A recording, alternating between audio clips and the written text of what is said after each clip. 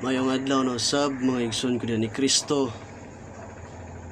Anya na usab kita sa lang higayon sa pagpaambit sa minsay sa pulong sa atong Ginoong Hesukristo. Atas nga panahon nga wala na to na punan o nadungagan ang ato ang pagpaambit o ang pagsangyaw sa pagtulunan sa atong simbahan isip mga membro sa simbahang Katoliko. Karong adlaw mga igsoon, ito ang hisgutan kining pangutana nganong aduna may daghang relihiyon o sikta o pundok sa Kristiyanismo sa ato ang kapanahonan karon. Naibalo na kita nga sa sinugdan o sa sinugdanan may usa lamang ka iglesia o simbahan ang gitukod sa atong Ginoong Hesukristo. O kana ato kanang mabasa diha sa Ebanghelyo ni San Mateo kapitulo 16 bersikulo 19 nga si Kristo mismo mao ang nagtukod sa iyang iglesia ug wala nailain. Apan sa atong panahon karon atong pangutan-on ang atong mga kaugalingon ug nganong adunay daghang mga relihiyon o sikta o pundok sa tuang kapanahonan karon. Kung atong pangutan-on ang atong kagalingon mga igsoon sa atong simbahan kung sa diin kita nahisakop o nahisama, atong pangutan-on ang atong kagalingon kung kini ba mao ang iglesia o ang simbahan nga gitukod sa atong Ginoong Hesukristo. Ato ba kining matubag na sa direkta nga pagtubag nga ang atong simbahan mao ba kini ang iglesia o ang pundok o ang simbahan nga gitukod sa atong Ginoong Hesukristo? Mao kana ang ato ang hisgutan karon adlaw mga igsoon kung ngano aduna may nagkalain-laing pundok o sikta sa atong kapanahonan karon.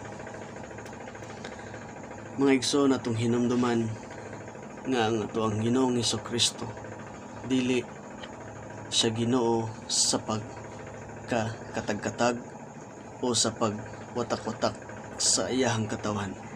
Siya ang Ginoo sa pakikiusa. Siya ang Ginoo nga magdala kanato gikan sa paghimulaag ngadto sa usa ka pundok o usa ka katawhan nga pinili sa tuwang Ginoong Hesukristo. Apan dili nato malalis ang pagtulunan labi na dinhi sa atong balang Biblia nga ang pagkawatak-watak o ang pagkabahin-bahin sa katawhan sa atong Ginoo gitagna ng daan sa atong Ginoong Hesukristo. Kini usa ka pahimangno lamang kanato o gihimangnuan lamang kita nga sa umaabot nga mga kapanahonan ang panagna sa atong Ginoong Hesukristo natuman gayud sa atong kapanahonan karon. Ug ato kanang mabasa diha sa Buhat sa mga Apostoles kapitulo 20 bersikulo 29 hangtod sa 30 mga igsoon nga ang pagkahimulag o ang pagkawatak-watak sa katawhan nga pinili sa Dios mahiabot gayud ang takna sa panahon nga kita o ang uban mahimulag sa pagtuo o ang uban mabiya sa ilahang pagtuo o sa ilahang pundok kung asa sila nakabaton o kaamgo kung sa diin kabalo sila mupili, kabalo sila muadto kung sa diin asa sila gusto sa ilang pagtuo. Nabasa nato diha sa Acts of the Apostles chapter 20 verse 29 to 30.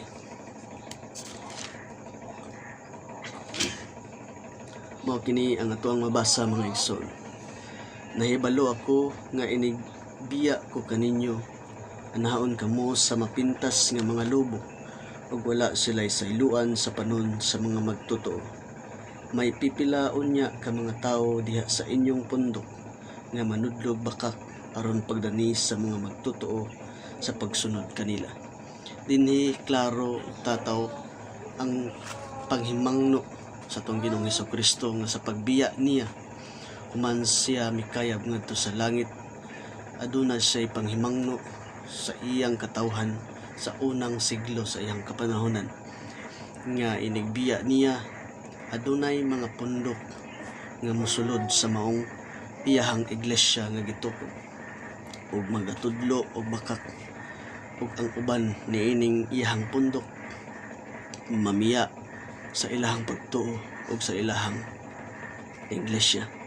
Kini mga igsoon klaro nga nahitabo sa atong kapanahonan karon, ilabi na kung ato ang pamalandungan ang ato ang panahon. Sa ato ang kapanahonan adunay mga kinaiya o nilain-laing mga relihiyon o sekta sa mga Kristiyanos o gitawag og Christianity.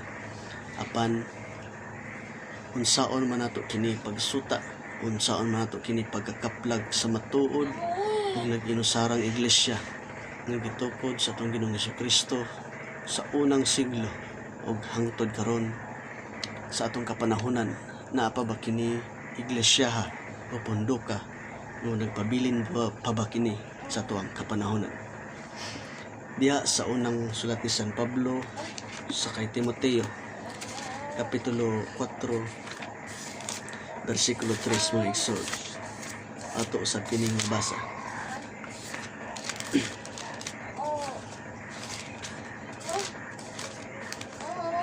Unang sulat ni San Pablo kay Timoteo kapitulo 4 versikulo 1 hangtod sa 3. Mao kini ang nakasulat mga igsoon.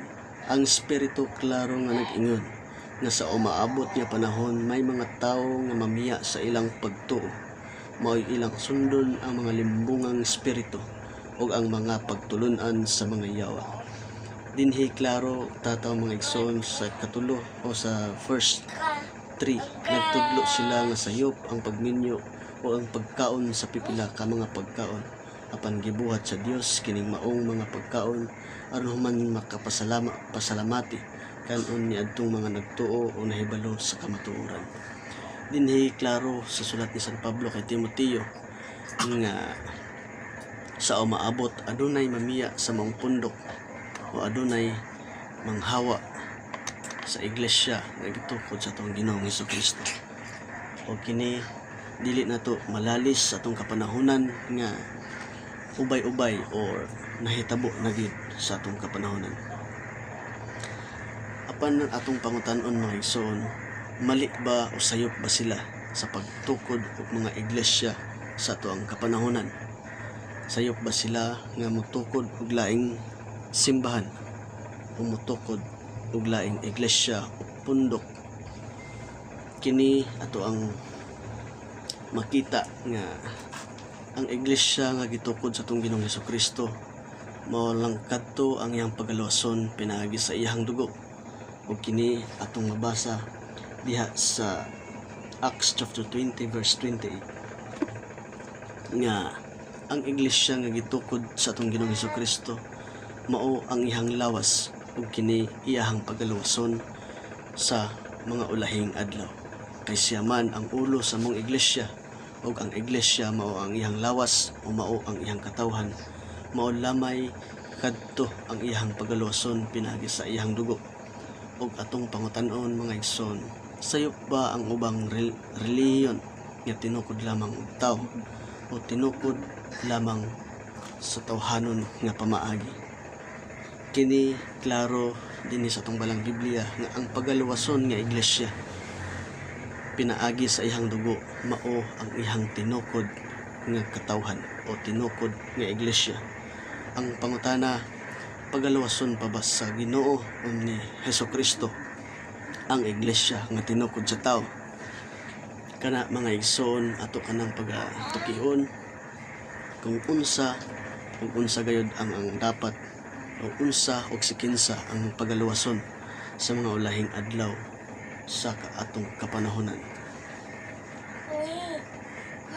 Diha sa Mateo, Gospel of Mateo kapitulo 7 bersikulo 21 hangtod 23. Nga dili tanan ang musangpit sa pangalan sa Ginoo maluwas.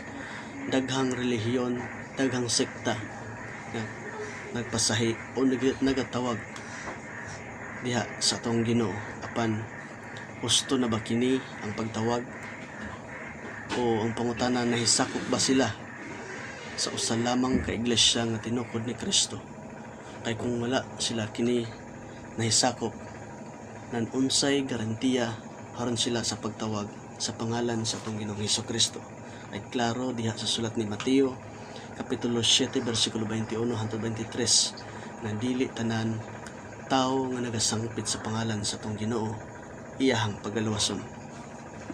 Kay nahisayod kita nga daghan ang nagatawag sa pangalan sa atong Ginoong Hesukristo apan taman lamang sa baba o wala ipasukad sa ilalom nga pagtuo o nahipasakop sa matuod nga iglesia nga gitawag o gitukod sa atong Ginoong Hesukristo mga igsoon. Diha sa Ephesians chapter 4 verse 4 nga usa ka pagtuo kinahanglan usab nahisakop diha sa usa lamang ka iglesia, usa ka bunyag o usa ka pagtuo diha sa atong Ginoong Hesukristo. Klaro nga gidasig sa atong Ginoong Hesukristo diha sa sulat ni Ebanghelyo ni Juan kapitulo 12 kapitulo 17 bersikulo 21 nga giawhag ang tanan isip si Kristo ang amahan naghiusa. Kita usab makigiusa diha sa kay Kristo. Ang amahan, isip ang amahan og si Kristo naghiusa. Og ang gusto sa atong Ginoong Hesukristo nga iyang katawhan o ang iyang pundok nga iyang tinukod usab makigiusa diha kaniya. Diha sa Ebanghelyo ni Juan kapitulo 17 bersikulo 21 nga naghiusa ang tanang katawhan nga pinili sa atong Ginoong Hesukristo. Mao kana ang atong timalan mga igsoon nga kung sa diin sa atong kapanahonan karon makapangutana kita kung kining iglesia nga atong gipasakupan mao ba kini ang iglesia o ang simbahan nga gitukod sa atong Ginoong Hesukristo. Hataas kitag mga kapanahonan aron sa pag-utingkay sa kamatuoran mga igsoon. Atong tagaan og hataas nga panahon sa pagsusi o sa pagsuta kung unsay matuod sa lalom o taas nga pamalandungan nga unsaon nato sa pagkakaplag sa matuod nga iglesia nga gitukod sa atong Ginoong Hesukristo. Klaro kayo diha usab mga igsoon sa unang sulat ni San Pablo kapitulo 1 bersikulo 12 ug sa 13 nga nagampo nga adun wala untay pagka watak-watak, wala untay paghimulag diha sa usa lamang ka pundok. Kini gidasig sa atong San Pablo nga iyahang gipaningkamutan nga wala untay usa sa maong pundok nga mahimulag o wala usab unta usab maskin usa nga mahimulag o mubiya sa maong pagtuo diha sa tinukod sa atong Ginoong Hesukristo mga igsoon. Kay diha sa unang sulat ni San Pablo kapitulo 1 bersikulo 10 nga siya nagadasigon sa pag-ampo nga unta walay pagkahimulag, walay pagkabulag-bulag o walay pagkawatak-watak diha sa usa lamang ka pundok nga tinukod sa atong Ginoong Hesukristo. Ano na kitay taas nga panahon mga igsoon sa pagsuta o sa pagsusi o sa pagdiskubre kung unsay matuod o insakto ba nga adunay daghang relihiyon o insakto ba nga makikiusa kita diha sa usa ka pundok nga tinukod lamang sa atong Ginoong Hesukristo. Tama ba nga adunay daghang relihiyon? Tama ba nga adunay daghang mga sekta nga tinukod lamang og tao? Aduna kitay mga referensya, mga sumbanan o atong mga giya kung saan nato kini pagsuta sa matuod nga iglesia o kung saan nato kini pagsuta o pagdiskubre kung kini tinukod lamang og tao. Aduna kitay hataas pa nga mga panahon mga igsoon sa pag-utingkay sa kamatuoran, ug kini ihatag nako kaninyo ang garantiya o ang pagdesisyon o ang pagpaningkamot diha sa pag-utingkay sa kamatuoran. Daghang salamat mga igsoon, ug sa sunod higayon alaing na usab kitay mapaambit pinagi sa pagsangyaw o pagpaabot sa mensahe o pagtulunan sa tong simbahang Katoliko. Daghang salamat ug maayong adlaw kanatong tanan.